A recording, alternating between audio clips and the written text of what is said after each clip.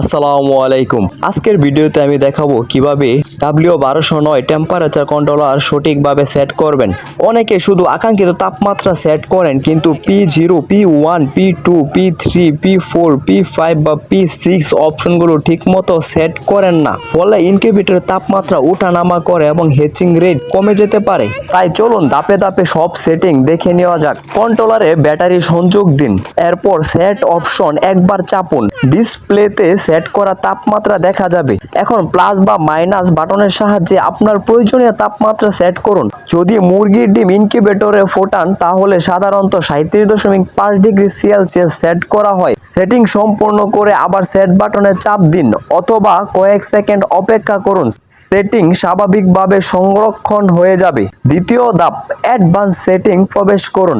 এরপর set button প্রায় 5 second চেপে ধরে রাখুন। তখন P0 লেখা দেখা যাবে। P0 হিটিং বা কুলিং নির্বাচন, এই হিটিং নির্বাচন করুন। P1 অপশনে 0.5 সিলেক্ট করে রাখুন। P2 অপরিবর্তিত রেখে P3 অপরিবর্তিত থাকবে, P4 অপরিবর্তিত থাকবে, P5 অপরিবর্তিত থাকবে, P6 অফ সিলেক্ট করে রাখুন। কিছু গুরুত্বপূর্ণ পরামর্শ।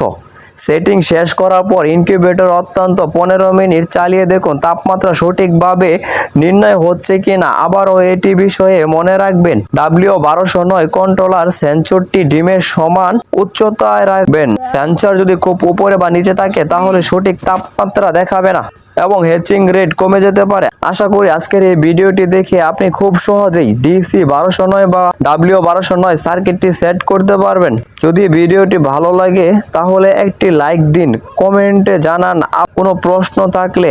আর ইনকিউবেটর ও পোল্ট্রি বিষয়ক আরো ভিডিও পেতে আমার চ্যানেলটা সাবস্ক্রাইব করে পাশে থাকা বেল আইকনটি